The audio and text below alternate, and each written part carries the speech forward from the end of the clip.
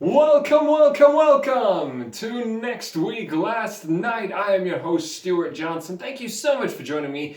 Boy, do we have a great show in store for you. My guest tonight, the two Taliban interrogators holding me hostage, which is why this episode of the show is brought to you from the inside of an Afghan cave. The fuck was that? So, we're not doing that bit. There was a rat in my garage, so we're officially doing this thing here. Anyway, other news we'll be looking at tonight. Is blue really the warmest color? 6 expert goats weigh in on the discussion. But before we do any of that, of course, a recap of the week's news. There's been, good news and bad news. Of course, the protests still raging all across the U.S. in support of police reform and change after the tragic death of George Floyd at the hands of Minnesota police. Recent development, one of the police officers involved has been bailed out. That, of course, in and of itself is not news. What is news is the fact that he was bailed out by the KKK, which you gotta wonder, when he eventually does, come to trial and is explaining himself and what happened, how do you think he's gonna mount a "I'm not a racist" defense? Oh, I'm not a racist, I'm not a white supremacist, I never even heard of the KKK or whatever they're called before all this. That's gonna be fun to watch. In other news, the popular hashtag defund the police has gained a lot of traction over the last week. The movement basically calls for the stripping of the American Police Department's budget. The United States of America currently spends $150 billion annually on its police force, which is just under what Russia spends on its entire military. There's now a strong movement to divert funds from the police force into crime prevention services, social services, services for the homeless, guidance counseling, basically an effort to stop crimes from happening in the first place rather than have officers catching people who have already committed the crimes.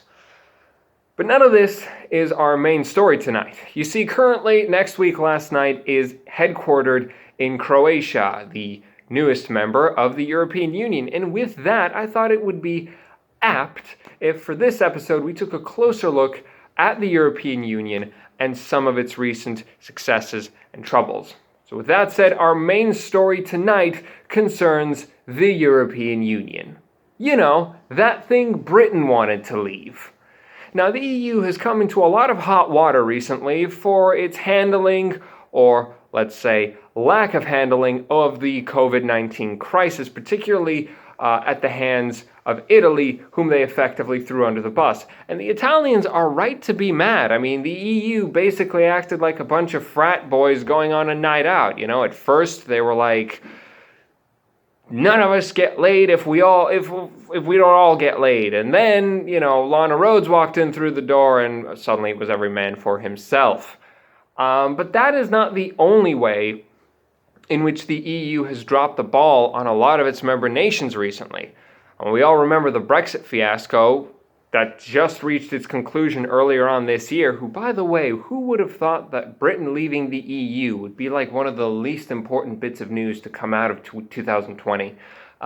Pretty crazy. Shows you what kind of year we've had. Anyway, point is, the EU has made a lot of mistakes lately, and it's caused anti-EU sentiment to rise within a lot of European countries. Italy more than anyone. And now there is genuine talk going around that Italy could be the next country to leave the European Union, which, if that were to be the case, would probably mark the beginning of the end for this little multinational experiment we've got going on around here.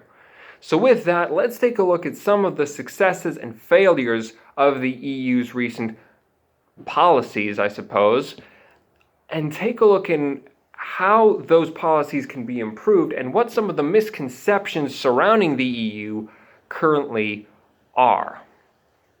Now, before we can talk about what the EU is and how it has failed, we need to talk about what the EU originally was meant to be. You see, the EU, the way it was originally envisioned, was intended to be an economic union, primarily. In fact, it started out as a single agreement between Germany and France in the aftermath of World War II, after the economies of both countries were devastated. And after seeing that multinational cooperation when it came to economy had its benefits, other powerful Western European nations decided to jump on board. And that is what the EU originally was intended for. It was meant as an economic union between strong, developed Western European nations. Which is why when you look at the earliest members to join the EU, they all fit that bill. Germany, France, Belgium, Luxembourg, the UK, Sweden, Denmark. All of these countries fit the bill of a developed, strong European powerhouse that doesn't really need the EU to survive, but can benefit from the economic incentives that come with being in a European single market. That is what the EU was originally envisioned as. The problem is that that is not what the EU is today. You see, these days, the EU is a political topic. It's a matter of political agenda. Whether you're pro or against the EU now really has nothing to do with economics. Now it's more of a question of, are you pro or against immigration? And if you're a liberal, you're for the EU, and if you're conservative, you're against it, which is really not what it was envisioned as. The reason why this has become the case is because the EU itself changed its own approach to what it was trying to do. You see, in the midst of the Cold War, the EU started to shift its criteria for what is considered a worthy member nation and for what its purpose really is, especially once it started to ally itself with NATO, to the point where now every single EU member is also a member of NATO. And that's not a coincidence, because being a member of NATO is one of the prerequisites for joining the European Union. That's why the Russians hate the EU so much, is because they know every country that looks to join the EU is also going to be joining NATO. And speaking of Russia, that's part of where the problem also comes from. After the collapse of the Soviet Union, Western powers were desperate to get the countries that seceded from the Soviet Union to sign up for NATO. Lithuania, Latvia, Poland, and the like. Which is why they used the EU as a bargaining chip to get those countries to sign on. Hey, join NATO, and as a bonus, you get to be in the EU. Isn't that great? So all of a sudden, the economic workload shifted. All of a sudden, you didn't just have a collective of countries that were strong enough on their own that they didn't really need each other, but simply wanted to work together. Now you had countries that actively relied upon and depended on the EU for their own economy to survive. Now, at first, this was okay, because for these less developed nations, it meant being able to go to Western countries and get a job and an education, and for Western countries, it meant having a new market that they could sell their crap to. But as more and more of these countries started to sign on, now the EU's economy has become completely lopsided. Now you've effectively got two countries, in Germany and France, carrying the economic weight of all of Europe, which might explain why French President Emmanuel Macron is so hesitant to allow new members to join. For more information on the topic, we turn to our senior European correspondent, Jean-Michel Depardieu. Take it away, Jean-Michel. Bonjour, salut, this is Jean-Michel Saucisson. Thank you very much, Stuart. I am coming to you from the shores of Va te faire enculer. I agree with everything you said, Stuart. It's very important that in the future we do not allow freeload countries to join the Union, and it's very important when considering who will come that we pick people who will make the Union stronger and therefore make France better as a result, yes? Surtout qu'il n'y a pas des Arabes à la con et ces musulmans de merde qui vont me venir moi à Paris pour me faire chier à moi. Alors ça, putain, et ça a vraiment pas allé, ok? Ça a pas du tout. Thank you, Jean. Now, that's not to say that being a member of the EU comes with no advantages whatsoever and that the entire idea is stupid from top to bottom. There are real advantages to being in a membership like the EU. For starters, many countries, for example, like Romania and Croatia, have significantly developed and improved themselves in an effort to join the European Union. Their GDPs have increased significantly, and the quality of life is far superior than it was just a couple of decades ago. They are now real developed sovereign nations, at least more developed than they were before. And for countries that are seeking to gain membership, it provides a valuable incentive to continue improving their internal structure and raising the standard of life for their citizens, because they know the end goal is membership in the EU. We see this in countries like Albania, Bosnia, North Macedonia, and even Kosovo. All of these nations are working hard to improve themselves because they know that that's the only way that one day they can join the EU. And even for those countries that are already members, there are clear and obvious benefits. There's, of course, the free movement of labor, the ability to get an education in any European country, stronger economy, a single market where everyone can trade with each other. Now, there are myths such as that unemployment is higher in Europe than it is anywhere else, and that the European economy is weak and that most countries are in debt, but most of these are not true. Take the unemployment argument, for example. Well, actually, if you look at the math that's been done, unemployment in Europe is proportionately no higher than it is in America. It's basically the same. The only difference is, in America, you can be employed and still be struggling to survive. Whereas in Europe, if you're employed or even unemployed, you're probably still going to be okay. And any job comes with full health insurance and a pension. So no, unemployment is not significantly higher in Europe. And as for the economy argument, yes, Europe's economies are weaker than the American economy. But weaker than does not equate to weak. Just because Europe's economies are not as strong as America's doesn't mean that they're weak altogether. They just don't grow as steadily. And the give and take of a weaker economy is that if you live in Europe, you don't have to go into debt just to go to a doctor. You don't have to go into crippling debt to go to college. And you don't have to work 3 separate jobs just to pay the bills. In fact, as far as quality of life is concerned, the EU is probably better and stronger than the United States because it offers its citizens all the necessary tools to live and hopefully prosper. Maybe that's why American right-wing conservatives are so desperate for the EU to fail, because they know at its peak, it can go toe-to-toe with the US.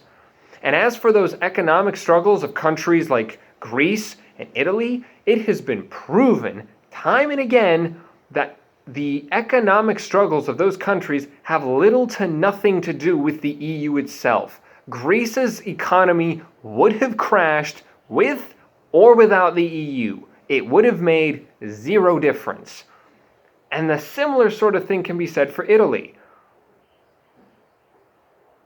So there are clear and undeniable advantages to being in the European Union. And it's actually, in concept, a brilliant idea.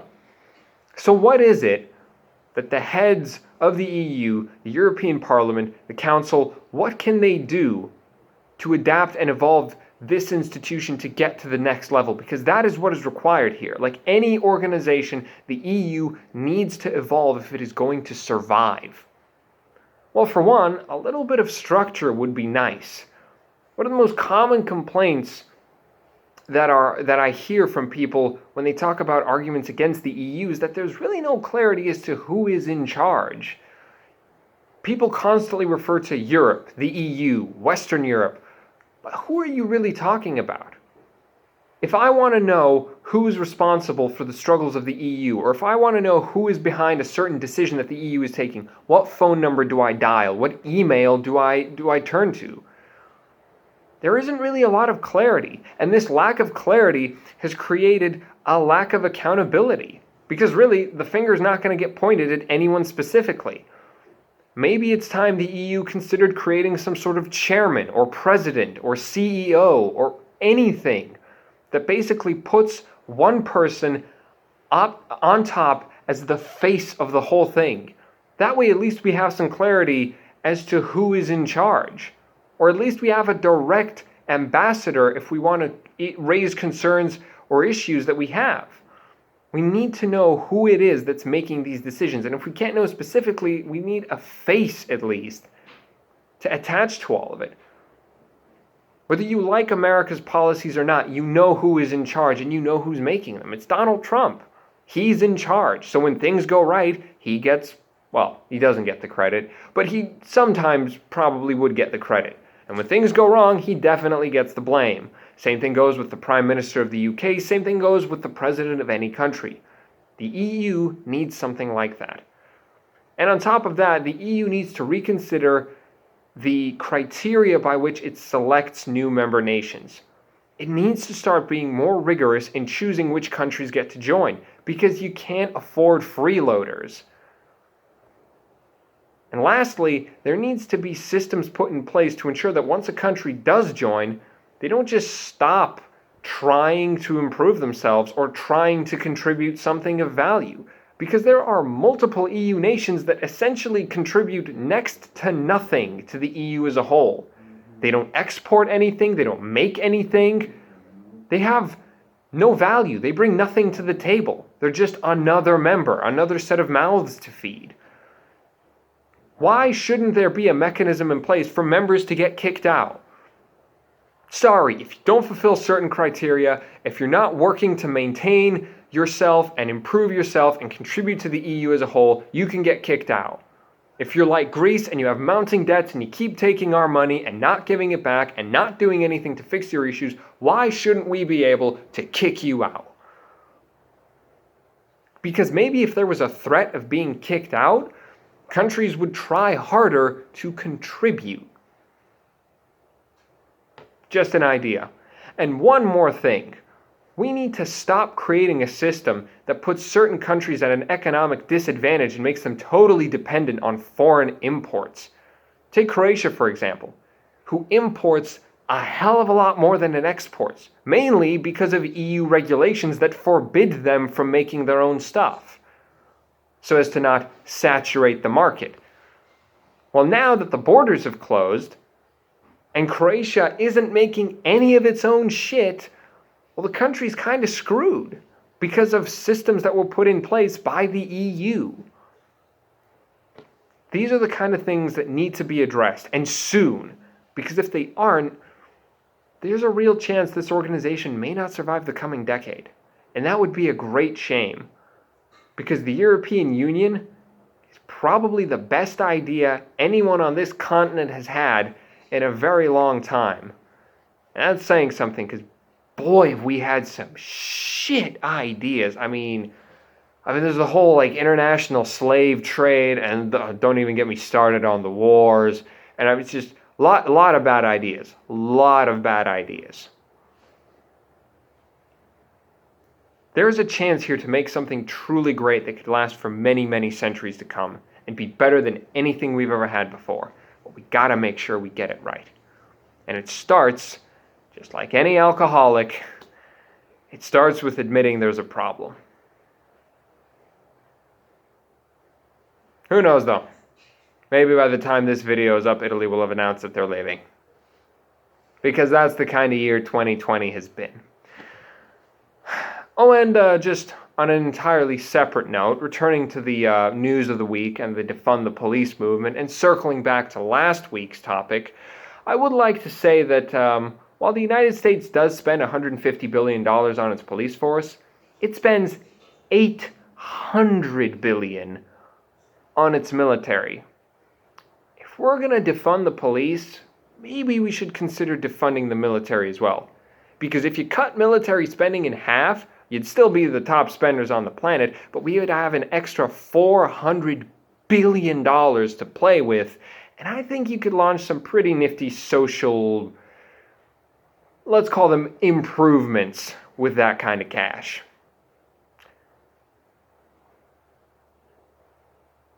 Thank you all for joining me. I've been your host, Stuart Johnson. Sorry for a slightly more intense episode than last week, but this is an important topic we are discussing here. And lastly, before we go, I'd just like to give you a word from our sponsor for this episode. This episode of Next Week Last Night is brought to you by Taco Bell. You will shit yourself or get your money back. Thank you so much for joining me, guys. If you enjoyed this, please make sure to leave a like, subscribe to the channel if you haven't already. We have new episodes coming out every single week. I've been your host, Stuart Johnson, and I will see you all in the next one. Good night.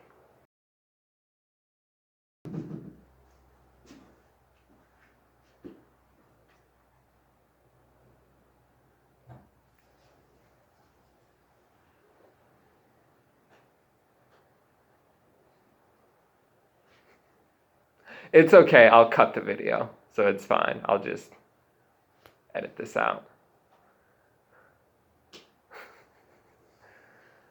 Carry on now.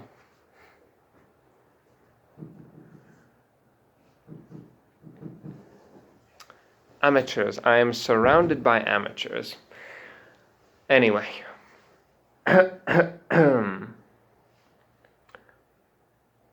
As I was saying, what was I saying?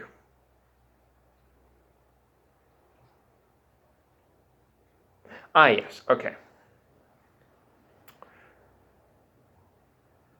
You see, the EU in the... all right, let me try that again. Fuck. Now I lost my train of thought. This sucks. All right. You see, in the midst of the Cold War, the EU started to shift its criteria for what is considered a worthy member nation. And especially after the collapse of the Soviet Union, there was a strong push to... Wait, no, I can't do this. Son of a bitch, I've completely lost my train of thought. All right, let's give this one more go. Focus. All right. 3